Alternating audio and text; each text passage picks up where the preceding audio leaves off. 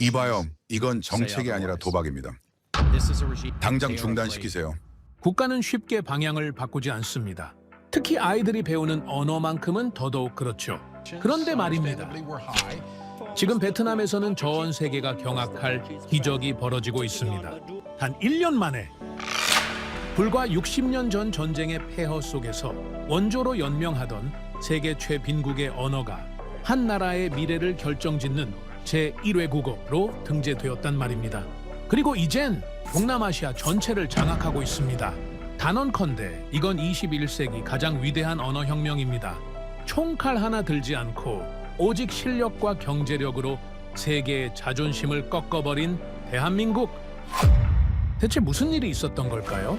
유럽 엘리트들의 오만을 잠재우고 베트남의 심장을 뒤흔든 한국의 진짜 힘, 그 소름 돋는 진실을 지금부터 들려드리겠습니다. 시작 전에 구독과 좋아요 버튼을 눌러주시면 영상 제작에 큰 힘이 됩니다. 지금 이 이야기를 어디에서 듣고 계신지도 댓글로 알려주세요. 그럼 바로 시작할게요. 1년? 10년도 아니고 1년 만에 가능한 일이라고요? 국가는 쉽게 움직이지 않습니다. 특히 언어 정책은 더더욱 그렇죠. 언어는 역사이고 자존심이고 정체성이니까요. 그런데 말입니다, 여러분. 2021년 베트남은 이 상식을 산산이 부셔버렸습니다. 한국어를 제1외국어로 격상시키면서요. 이게 어떻게 가능하다는 겁니까? 정치적 쇼일까요? 베트남은 프랑스가 언어를 남겨준 나라인데 말입니다. 그래서 확인해야 했습니다. 도대체 한국이 어떤 나라길래 왜 한국어여야 했는지. 제 소개를 먼저 하겠습니다. 저는 장피에르 르클레르입니다. 프랑스 파리 출신이고요. 국제개발과 교육정책 분야에서 30년 넘게 일해왔습니다. 50개국 넘는 나라들의 외국어 정책을 평가했죠. 유네스코 언어정책위원회에서도 일했고요. 그 과정에서 하나를 확실히 배웠습니다. 언어 정책은 느립니다. 느려야 정상이죠. 제2외국어를 제1외국어로 올리는 데는 보통 10년이 걸립니다. 그런데 베트남은 1년 만에 끝냈다고요? 저는 보고서를 받아들고 3번을 다시 읽었습니다. 2021년부터 한국어를 초등학교 3학년 정규 과정에 편입한다. 제1외국어로요. 한국어라고요? 솔직히 말씀드리겠습니다. 저는 한국에 대해 아는 게 별로 없었습니다. 관심도 없었죠. 제 머릿속 한국은 이랬습니다. 1950년대 전쟁으로 폐허가 된 나라. 1960년대 세계 최빈국 중 하나. 미국 원조로 겨우 먹고 살던 곳. 몇 년 전에 본 다큐멘터리가 기억났습니다.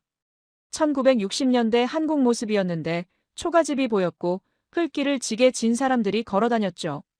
그게 불과 60년 전입니다. 물론 지금은 다르다는 걸 압니다. 삼성, 현대, LG. 좋은 회사들이죠. 경제는 성장했고요. 하지만 그게 언어와 무슨 상관입니까? 경제 성장과 언어 위상은 다른 문제입니다. 저는 노트북을 열고 한글을 검색했습니다. 세종대왕, 1443년 창제. 500년이라고요? 프랑스어는 1000년이 넘습니다. 표음 문자, 과학적으로 설계된 문자. 흥미롭긴 합니다. 유네스코 세계기록유산 등재. 그래봤자 문자일 뿐입니다. 언어의 힘은 문자가 아니라 역사에서 나오는 겁니다. 얼마나 오래됐는지, 얼마나 많은 문학작품이 쌓였는지, 얼마나 많은 철학자들이 그 언어로 사유했는지 말입니다. 500년으로 뭘 할 수 있습니까? 저는 웃었습니다. 한국어를 프랑스어와 같은 테이블에 올려놓는다? 이건 농담입니다. 프랑스어는 문화의 언어입니다. 몽테뉴가 프랑스어로 썼고 볼테르가 프랑스어로 생각했으며 사르트르가 프랑스어로 철학했습니다. 유네스코 공식 언어이고 국제 외교의 언어죠. 한국어는요? 삼성 공장에서 쓰는 언어 아닙니까? 저는 동료에게 전화를 걸었습니다. 이 베트남 보고서 봤나? 응, 한국어 격상권이지. 자네는 이게 말이 된다고 생각하나? 글쎄, 한국 기업들이 많이 들어갔잖아. 정치적 제스처 아닐까? 나도 그렇게 본다. 한국은 성공한 제조국이야. 인정해. 하지만 언어로 세계를 움직이는 나라는 아니지. 언어에는 무게가 필요하거든. 역사적 깊이, 문화적 축적 말이야. 한국어에 그런 게 있나? 동료가 웃었습니다. 자네 말이 맞아. 베트남이 오판한 거야. 몇 년 지나면 다시 원래대로 돌아갈 걸. 저는 전화를 끊고 보고서를 덮었습니다. 제 판단은 명확했습니다. 이 결정은 실패할 겁니다. 한국어는 전략 언어가 될 수 없습니다. 이건 일시적 현상이고 K-팝이나 드라마 때문에 젊은 세대가 과열 반응하는 거죠. 정부가 그 열기를 오판한 겁니다. 제2외국어를 제1외국어로 격상시키는데 10년이 걸리는 데는 이유가 있습니다. 신중해야 하거든요. 한 나라의 교육 시스템 전체를 바꾸는 일입니다. 그걸 1년 만에 한다? 이건 도박입니다. 베트남은 프랑스가 100년 가까이 통치했던 나라입니다. 우리가 학교를 세웠고 대학을 만들었으며 교육 시스템을 구축했죠. 프랑스어는 베트남에 뿌리내린 지 100년이 넘었습니다. 한국은 뭘 했습니까? 공장 몇 개 지었을 뿐입니다. 저는 확신했습니다. 이 정책은 3년 안에 철회될 것이다. 한국어는 베트남에서 제1외국어로 자리 잡을 수 없다. 역사가 없으니까. 깊이가 없으니까. 문화적 무게가 없으니까. 제 30년 경력이 그렇게 말하고 있었습니다. 하지만 말입니다. 며칠 후 제 책상 위에 놓인 한 장의 보고서 앞에서 제 확신은 흔들리기 시작했습니다. 저는 베트남 노동시장 데이터를 받았습니다. 사실 찾아본 건 아닙니다. 제 조수가 보고서를 정리하다가 발견한 거였죠. 베트남 고용노동부가 발표한 외국어 능력자 임금 격차 분석 자료였습니다. 처음엔 대수롭지 않게 생각했습니다. 그냥 참고 자료 정도로요. 그런데 첫 페이지를 넘기는 순간 손이 멈췄습니다. 영어 능력자 평균 임금, 베트남 평균의 약 2배. 이건 예상 범위였습니다. 영어는 글로벌 언어니까요. 당연한 수치였죠. 그런데 그 다음 줄을 보는 순간 저는 다시 읽었습니다. 한국어 능력자 평균 임금, 최대 3배. 3배라고요? 영어보다 높다는 겁니까? 저는 보고서를 책상에 내려놓고 창밖을 봤습니다. 뭔가 잘못됐다고 생각했거든요. 통계 오류거나 특정 산업에 국한된 수치일 거라고요. 하지만 보고서는 명확했습니다. 제조업, 서비스업, 물류업 전반에 걸친 데이터였습니다. 더 이상한 건 그 다음이었습니다. 같은 스펙, 같은 경력, 같은 나이일 경우 한국어 가능자가 우선 채용된다. 승진 속도도 빠르다. 이직 범위도 넓다. 해외 파견 기회는 2배 이상이다. 언어가 월급을 결정한다. 이건 말이 안 됩니다. 언어는 문화입니다. 소통의 도구이고 교양의 표현이죠. 그런데 여기서는 언어가 돈으로 환산되고 있었습니다. 마치 기술 자격증처럼 말입니다. 저는 조수를 불렀습니다. 이 자료 확인했나? 네, 교수님. 베트남 정부 공식 통계입니다. 영어보다 한국어 임금이 높다는 게 맞나? 네, 특히 제조업 쪽에서 그렇습니다. 삼성, LG 같은 대기업 현지 공장에서 한국어 가능자에게 추가 수당을 주거든요. 추가 수당이라고요? 저는 다시 보고서를 펼쳤습니다. 세부 항목을 확인했죠. 정말로 있었습니다. 한국어 능력 수당. 토픽 5급 이상 보유자에게 월급의 15%에서 30%를 추가 지급한다. 승진 평가 시 가산점도 준다. 이건 단순한 우대가 아니었습니다. 구조였습니다. 저는 짜증이 났습니다. 왜냐고요? 설명이 안 됐거든요. 언어는 이렇게 작동하지 않습니다. 언어는 천천히 스며듭니다. 세대를 거쳐 뿌리내리죠. 그런데 여기서는 언어가 즉각적인 보상으로 연결되고 있었습니다. 마치 주식처럼, 투자 수익처럼 말입니다. 며칠 후, 저는 추가 자료를 요청했습니다. 베트남 대학의 한국어 전공 취업률 통계였죠. 그리고 그 숫자를 보는 순간 불편해졌습니다. 한국어 전공 취업률 90% 이상. 프랑스어 전공은 70%였습니다. 저는 의자에 깊이 앉았습니다. 이건 기분 나쁜 숫자였습니다. 프랑스어는 문화의 언어입니다. 유네스코 공식 언어이고 국제 외교의 언어이며 문명의 언어죠. 그런데 취업률에서 한국어에게 밀린다? 더 읽어내려갔습니다. 베트남 국립대 언어국제대 한국어 전공생 약 900명. 일본어 전공, 중국어 전공을 추월했다. 2019년 대비 3배 증가. 지원자는 매년 늘고 있으며 경쟁률은 5대 1을 넘어섰다.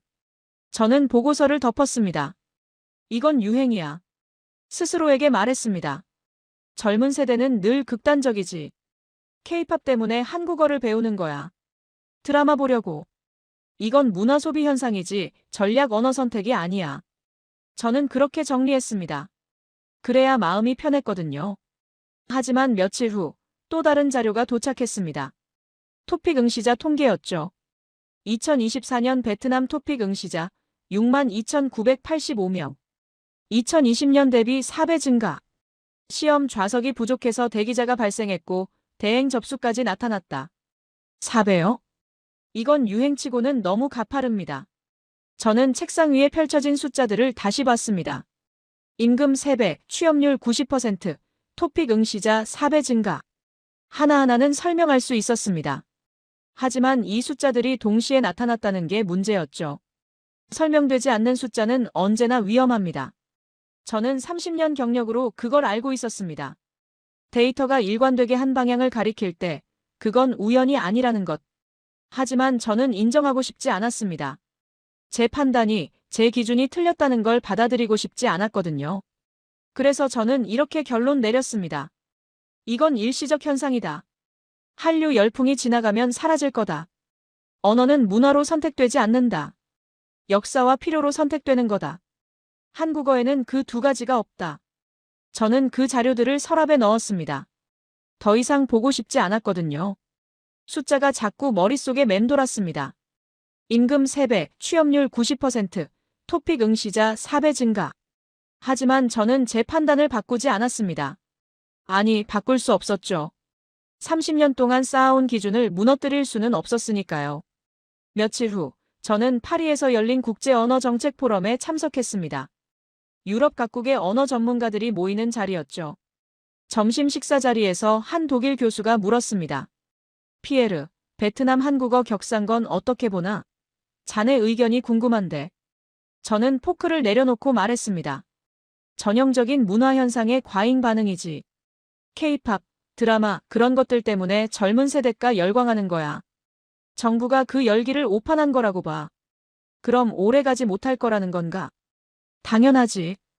이런 현상은 내가 수없이 봤어. 일본 애니메이션 열풍 때 일본어 학습자가 폭증했던 거 기억하나? 지금은 어떤가? 다 사라졌지. 한국어도 마찬가지야. 문화 소비 언어일 뿐이야. 다른 교수들도 고개를 끄덕였습니다. 모두 동의했죠. 저는 안도했습니다. 제 판단이 틀리지 않았다는 확신이 들었거든요. 하지만 그날 밤 호텔 방으로 돌아와서 저는 다시 생각했습니다. 정말 문화 현상일까? 단순히 드라마와 K-팝 때문일까? 그렇다면 왜 임금이 3배나 되는 겁니까? 왜 기업들이 한국어에 추가 수당을 주는 겁니까? 저는 고개를 저었습니다. 아니야. 이건 일시적인 거야. 젊은 세대의 선택은 늘 극단적이지. 몇 년 지나면 정리될 거야. 저는 스스로를 설득했습니다. 그래야 잠을 잘 수 있었거든요. 그로부터 한 달쯤 지났을 때 제 조수가 또 다른 보고서를 가져왔습니다. 베트남 교육부 내부 자료였는데 한국어 교사 채용 현황과 학교별 수요 조사가 담겨 있었습니다. 저는 대충 훑어볼 생각으로 펼쳤죠. 그런데 한 문장이 눈에 들어왔습니다. 한국어 교실 정원 초과로 인한 대기 학생 수 약 2만 3천 명. 대기 학생이라고요? 저는 다시 읽었습니다. 배우고 싶어도 교사가 부족해서 못 배우는 학생이 2만 명이 넘는다는 겁니다. 프랑스어 교실은 빈자리가 있는데 한국어 교실은 자리가 없다는 거죠. 저는 웃었습니다. 비웃음이었습니다. 이건 말도 안 돼. 베트남 아이들이 프랑스어보다 한국어를 선택한다. 프랑스는 베트남에 대학을 세웠고 교육 시스템을 만들었어. 한국은 뭘 했지? 공장을 지었을 뿐이잖아. 저는 보고서를 덮었습니다. 하지만 마음 한구석이 불편했습니다. 왜냐하면 저도 알고 있었거든요. 숫자는 거짓말하지 않는다는 걸. 2만 3천 명의 대기자는 우연이 아니라는 걸 말입니다. 그날 저녁 저는 오랜 친구에게 전화를 걸었습니다. 베트남에서 20년 넘게 프랑스 문화원을 운영하고 있는 친구였죠. 마크, 솔직히 물어보겠네. 베트남에서 프랑스어 위상이 어떤가? 전화기 너머로 한숨 소리가 들렸습니다. 피에르, 자네도 느끼고 있잖아. 예전 같지 않아. 젊은 세대는 프랑스어를 배우지 않아. 문화원 등록생도 해마다 줄고 있고. 한국어 때문인가? 그것만은 아니야. 하지만 확실히 영향은 있지. 아이들이 선택을 하거든. 프랑스어냐, 한국어냐. 그리고 요즘은 한국어를 선택해. 왜지? 취업 때문이야. 삼성 공장에 들어가려면 한국어가 필요하거든. 월급이 달라. 그게 현실이야. 저는 전화를 끊었습니다. 월급. 또 월급이었습니다. 언어가 문화가 아니라 월급으로 선택된다는 게 제 머릿속에 들어오지 않았습니다. 언어는 그렇게 작동하지 않거든요. 언어는 역사이고 깊이이고 문명의 증거입니다. 그런데 여기서는 언어가 취업 도구였습니다. 저는 나 자신에게 말했습니다. 이건 유행이야. 분명히 유행일 뿐이야. 언어는 수백 년의 역사 없이는 뿌리내릴 수 없어. 한국어에는 그런 역사가 없어. 베트남에는 프랑스어가 있고 그건 100년 역사야. 한국어는 기껏해야 20년이지. 저는 그 말을 되뇌었습니다. 매일 밤 잠들기 전에 말입니다. 하지만 2주 후 저는 베트남행 비행기에 올랐습니다. 직접 확인해야 했거든요. 이 현상이 정말 유행인지 아니면 제가 놓치고 있는 게 있는 건지. 그리고 하노이의 한 초등학교 복도에서 저는 멈춰 섰습니다. 프랑스어 교실과 한국어 교실이 나란히 있었거든요. 하나는 텅 비어 있었고 하나는 복도까지 아이들이 넘쳐났습니다. 그 순간 저는 깨달았습니다. 이건 보고서로 이해할 수 있는 게 아니라는 것을. 하노이는 습했습니다. 공항에서 나오자마자 느껴지는 열기와 습기가 셔츠를 파고들었죠. 저는 택시를 타고 시내로 향했습니다. 베트남 교육부 관계자가 추천해준 학교 목록이 가방 안에 들어 있었습니다. 그중 3곳을 방문하기로 했죠. 첫 번째 학교는 하노이 외곽의 공립초등학교였습니다. 오전 10시쯤 도착했는데 아이들의 웃음소리가 복도에 가득했습니다. 교장 선생님이 저를 맞이했고 저는 간단히 설명했습니다. 외국어 교육 현황을 확인하러 왔습니다. 특히 프랑스어와 한국어 수업을 참관하고 싶은데요. 교장은 고개를 끄덕이며 복도로 저를 안내했습니다. 3층 복도 끝에 2개의 교실이 나란히 있었습니다. 왼쪽이 프랑스어 교실, 오른쪽이 한국어 교실이었죠. 저는 먼저 프랑스어 교실 문을 열었습니다. 조용했습니다. 아이들이 7명 정도 앉아 있었고 선생님이 칠판에 알파벳을 쓰고 있었습니다. 교실 뒤쪽 자리는 텅 비어 있었죠. 30명을 수용할 수 있는 교실에 7명이었습니다. 저는 문을 닫고 오른쪽 한국어 교실로 향했습니다. 문을 열기도 전에 소리가 들렸습니다. 아이들이 따라 읽는 소리였죠. 안녕하세요. 감사합니다. 문을 여는 순간 저는 놀랐습니다. 교실이 가득 차 있었거든요. 책상마다 아이들이 앉아 있었고 뒤쪽에는 서서 수업을 듣는 학생들도 있었습니다. 복도까지 몇 명이 문틈으로 들여다보고 있었죠. 같은 학교, 같은 시간, 같은 3학년이었습니다. 그런데 한쪽은 7명, 한쪽은 40명이 넘었습니다. 저는 복도에 서서 한참을 그 장면을 바라봤습니다. 뭔가 잘못됐다고 생각했습니다. 이 학교만 특수한 경우일 거라고요. 하지만 두 번째 학교도 마찬가지였습니다. 프랑스어 교실 10명, 한국어 교실 35명. 세 번째 학교는 더 심했습니다. 프랑스어 교실 5명, 한국어 교실은 대기자 명단까지 벽에 붙어 있었습니다. 저는 현실을 부정하고 싶었습니다. 하지만 눈앞의 광경을 부정할 수는 없었죠. 점심시간이 되자 저는 한국어 교실에 남아있던 몇몇 아이들에게 다가갔습니다. 통역사가 옆에 있었고 저는 조심스럽게 물었습니다. 왜 한국어를 배우니? 한 여자아이가 또박또박 대답했습니다. 삼성에서 일하고 싶어요. 삼성? 너 몇 살인데? 9살이요. 우리 언니가 삼성 공장에서 일해요. 한국어 할 줄 알아서 관리자가 됐어요. 다른 남자아이가 끼어들었습니다. 저는 LG요. 아빠가 LG 공장에서 일하는데 한국어 하는 사람이 월급을 더 많이 받는데요. 저는 할 말을 잃었습니다. 9살, 10살 아이들이 취업을 이야기하고 있었습니다. 월급을 이야기하고 있었죠. 드라마도 K-팝도 아니었습니다. 이 아이들은 계산하고 있었습니다. 저는 다시 물었습니다. 프랑스어는 배우지 않니? 아이들이 서로 얼굴을 봤습니다. 한 아이가 말했습니다. 프랑스어요? 그건 뭐 하는 데 써요? 그 질문이 제 가슴을 찔렀습니다. 프랑스어가 뭐 하는 데 쓰냐고요? 프랑스어는 문화의 언어이고 외교의 언어이며 문명의 언어입니다. 하지만 그 대답은 입 밖으로 나오지 않았습니다. 왜냐하면 저도 알았거든요. 이 아이들 앞에서 그런 말은 공허하다는 것을요. 저는 교실을 나왔습니다. 복도에 서서 창밖을 봤습니다. 운동장에서 아이들이 뛰어놀고 있었죠. 그 아이들 중 몇 명은 10년 후 삼성공장에서 일하고 있을 겁니다. 한국어로 보고서를 쓰고 한국어로 회의하고 한국어로 승진하겠죠. 저는 그제야 깨달았습니다. 제가 본 숫자들, 임금 3배, 취업률 90%, 토픽 응시자 4배 증가. 그건 통계가 아니었습니다. 이 아이들의 선택이었습니다. 9살 아이가 미래를 계산하는 선택이었죠. 보고서는 준비되어 있었습니다. 하지만 교실은 그렇지 않았습니다. 저는 30년 동안 언어 정책을 평가해왔습니다. 수십 개국의 보고서를 읽었고 수백 개의 통계를 분석했죠. 하지만 이 교실 앞에서 저는 아무것도 설명할 수 없었습니다. 아이들은 문화를 말하지 않았습니다. 역사를 말하지 않았고 문명을 말하지 않았습니다. 그저 삼성을 말했고 LG를 말했으며 월급을 말했습니다. 그 순간 언어는 이념이 아니었습니다. 저는 호텔로 돌아와 책상에 앉았습니다. 노트북을 켜고 보고서를 쓰려고 했죠. 하지만 손가락이 움직이지 않았습니다. 무엇을 써야 할지 몰랐거든요. 이건 유행이 아니었습니다. 저는 처음으로 반박하지 못했습니다. 그날 밤 저는 잠을 이루지 못했습니다. 호텔 침대에 누워 천장만 바라봤죠. 9살 아이의 목소리가 계속 들렸습니다. 삼성에서 일하고 싶어요. 월급이 달라요. 저는 그 말을 지우려고 했지만 지워지지 않았습니다. 다음 날 아침 저는 감정을 배제하기로 했습니다.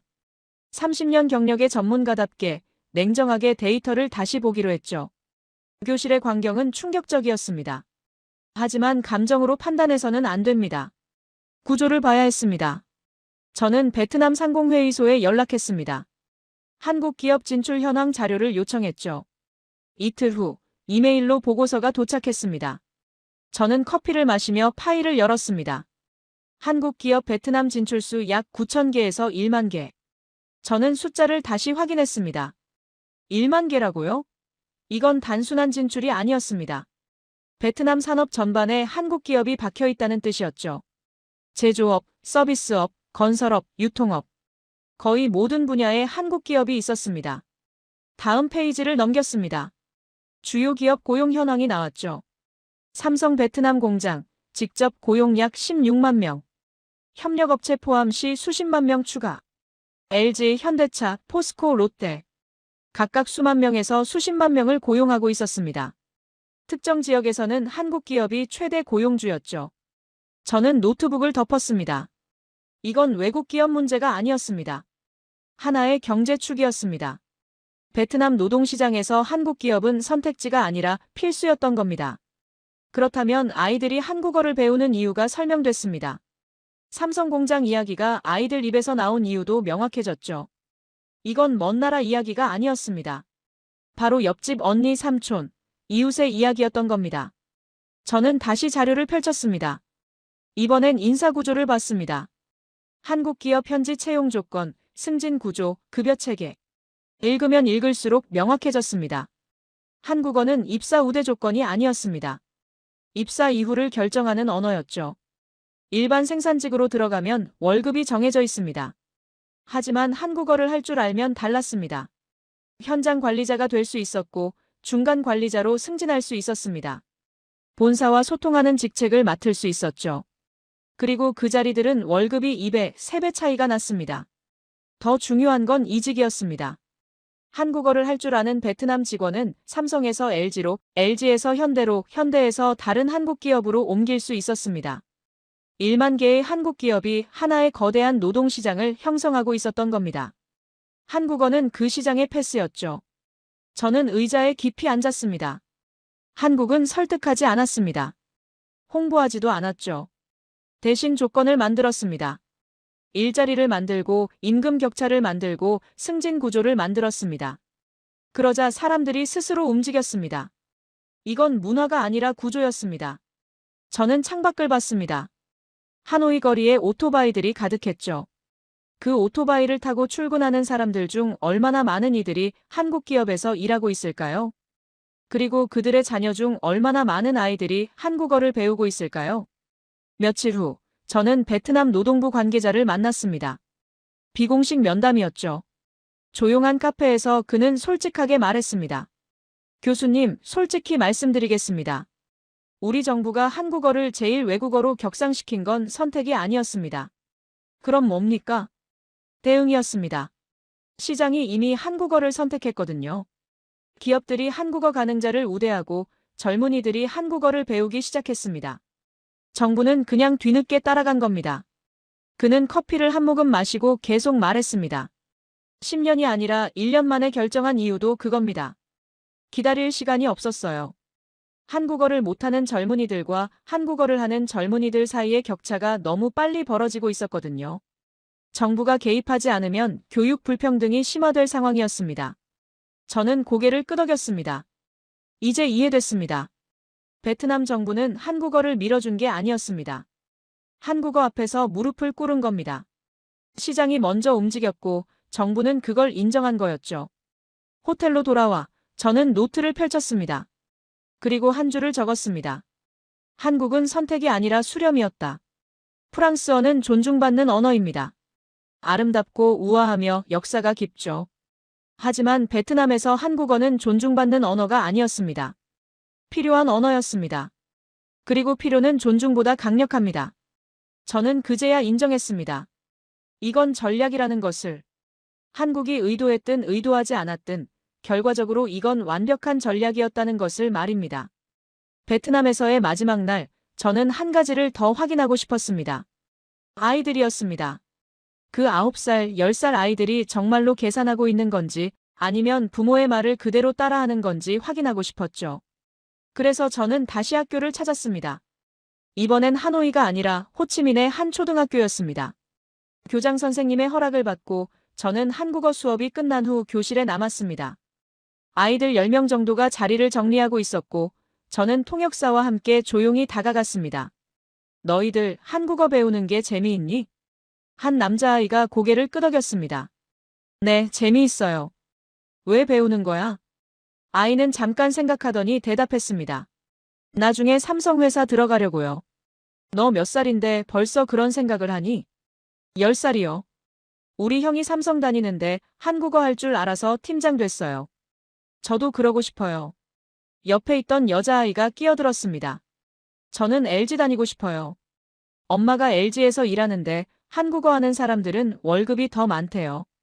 그래서 저도 열심히 배워요. 저는 할 말을 잃었습니다. 이 아이들은 드라마 이야기를 하지 않았습니다. K-팝 이야기도 하지 않았죠. 그저 형의 승진을, 엄마의 월급을 이야기하고 있었습니다. 저는 다시 물었습니다. 그럼 영어는 안 배우니? 영어도 배워요.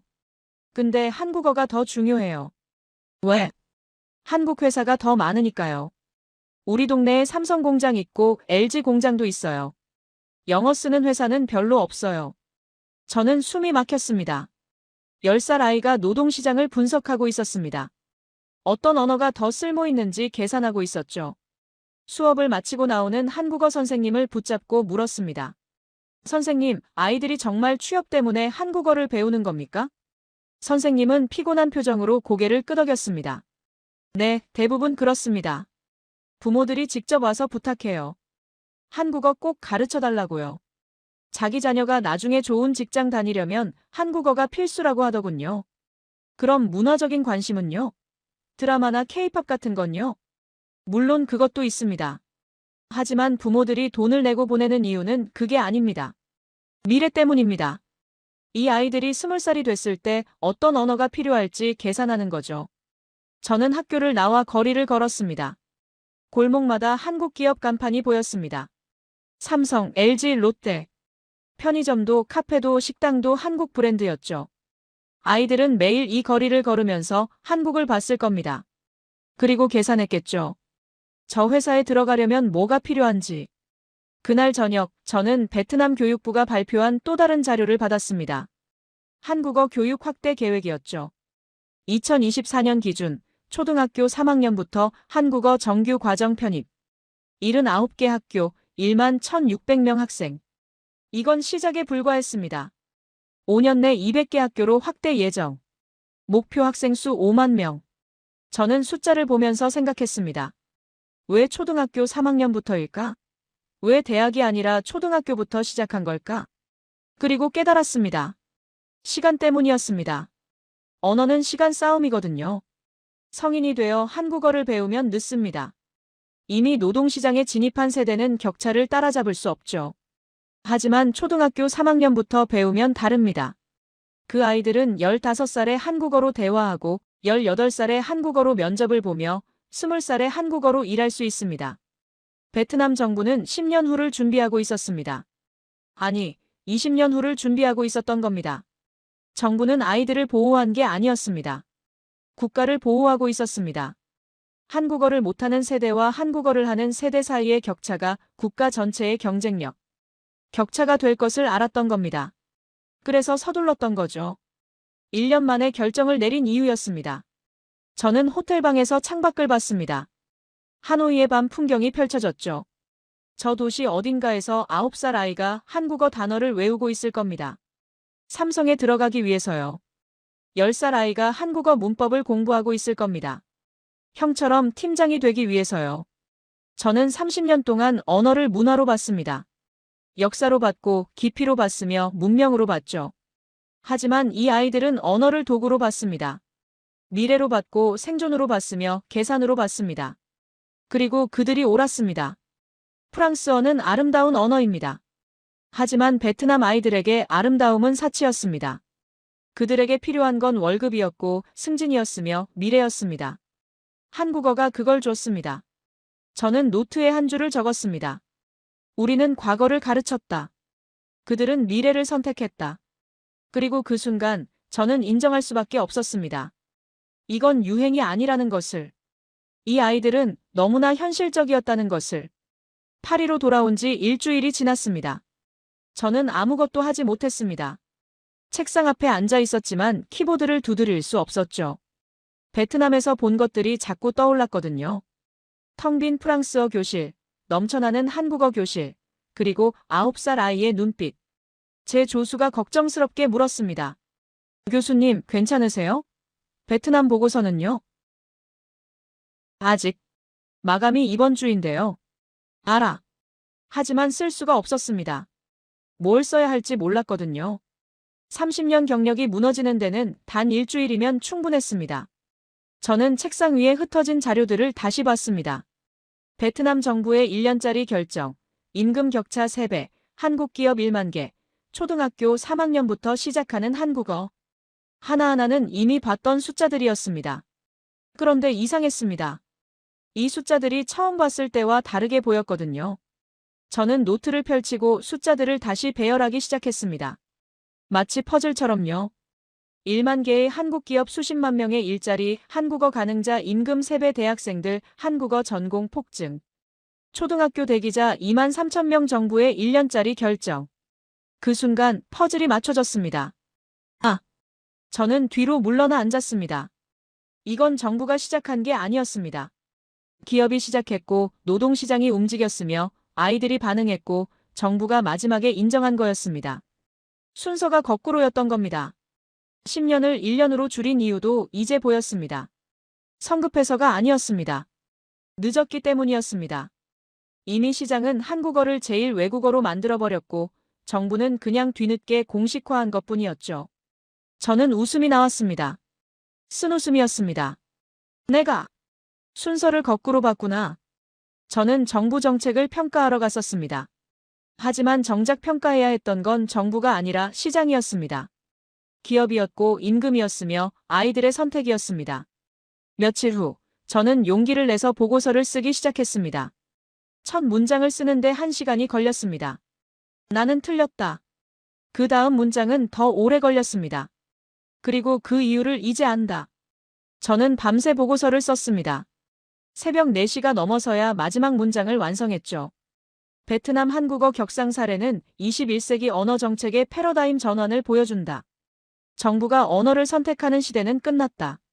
이제 시장이 언어를 선택하고 정부는 그것을 인정할 뿐이다. 한국어는 그 첫 번째 증거다. 보고서를 제출하고 나서 저는 이상하게 후련했습니다. 30년 경력을 부정하는 보고서를 쓴 건데 말입니다.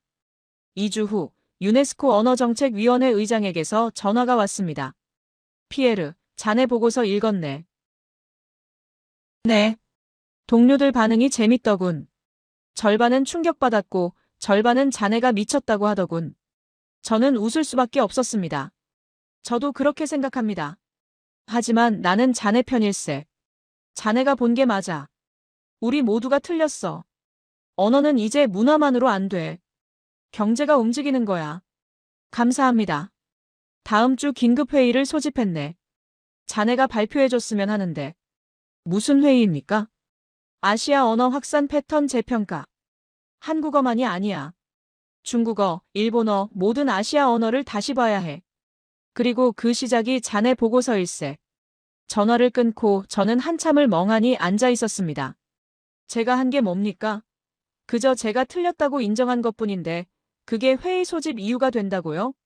하지만 이해됐습니다. 30년 동안 우리는 모두 같은 방식으로 언어를 평가해왔습니다. 문화, 역사, 문명. 그런데 한국어는 그 공식으로 설명되지 않았습니다. 그래서 우리 모두가 당황한 거였죠. 저는 창밖을 봤습니다. 파리의 거리, 에펠탑, 센강. 프랑스는 여전히 아름다웠고 프랑스어는 여전히 우아했습니다. 하지만 저는 이제 알았습니다. 아름다움만으로는 부족하다는 것을. 우아함만으로는 선택받지 못한다는 것을. 베트남 사람들은 프랑스어의 아름다움을 존중합니다. 하지만 한국어의 필요를 선택했습니다. 그리고 그 선택 앞에서 제 30년 경력은 아무 의미가 없었습니다. 저는 노트 마지막 페이지에 한 줄을 적었습니다. 틀렸다는 걸 인정하는 순간 비로소 보이기 시작한다. 그리고 그 아래 작게 덧붙였습니다. 한국어, 나는 너를 과소평가했다. 미안하다. 다음 주 회의는 예상대로였습니다. 논쟁도 있었고 반박도 있었죠.